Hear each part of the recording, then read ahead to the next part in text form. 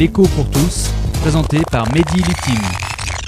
Madame, monsieur, bonjour. Cette semaine, vous avez peut-être entendu, vu ou lu que les entreprises se portaient mieux grâce à la baisse de la valeur de l'euro. Alors, décryptage.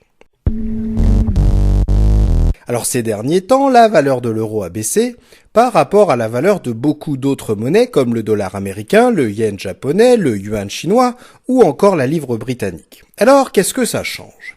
Eh bien traditionnellement, on explique dans les bouquins d'éco que si la valeur de notre monnaie, l'euro, baisse par rapport à la valeur des autres monnaies, par exemple le dollar, eh bien avec la même quantité de monnaie, par exemple des dollars, on pourra acheter plus de notre monnaie, l'euro, et donc avec la même quantité de dollars, on pourra acheter plus de produits vendus en euros. Du coup, joie et exaltation, les Américains auront tendance à acheter des produits en Europe, en euros, et plus dans les autres coins du monde comme la Chine, le Japon ou le Botswana. Et si les Américains, par exemple, achètent plus de produits en Europe, les entreprises européennes et françaises qui exportent vont produire plus et donc embaucher plus et ainsi le chômage va baisser en Europe grâce à la baisse de la valeur de l'euro. Joie et exaltation.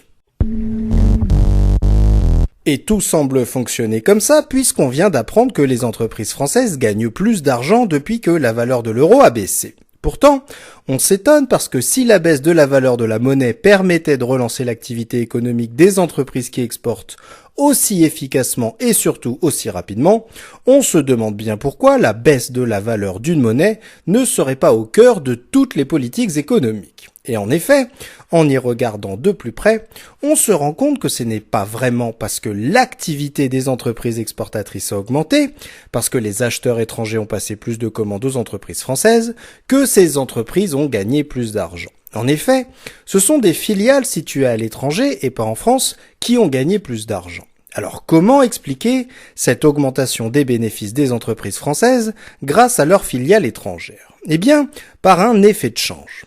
Car si les entreprises gagnent plus, ce n'est pas vraiment parce qu'elles produisent plus et embauchent plus grâce à la baisse de l'euro, mais parce que quand la valeur de l'euro baisse, une filiale française située en Chine ou aux États-Unis va faire gagner plus d'euros à sa maison mère qui habite en Europe, parce que si la valeur de l'euro baisse, la valeur de la monnaie chinoise et de la monnaie américaine va mécaniquement augmenter. Et à la fin de l'année, quand les filiales ont fait les comptes de tout ce qu'elles ont vendu en Chine ou aux États-Unis, par exemple, au moment de changer cet argent chinois ou américain dont la valeur vient d'augmenter, eh bien la maison mère, en Europe, va récupérer plus d'euros, va faire plus de bénéfices en euros, sans avoir eu besoin de produire plus, ni d'embaucher plus pour gagner plus. De ce fait, la baisse de la valeur de l'euro, c'est une bonne chose pour les entreprises qui ont des filiales à l'étranger, mais ça ne change pas grand-chose en ce moment pour les chômeurs français. L'écho pour tous, une chronique écrite et présentée par Mehdi Lutim sur Marmite FM 88.4.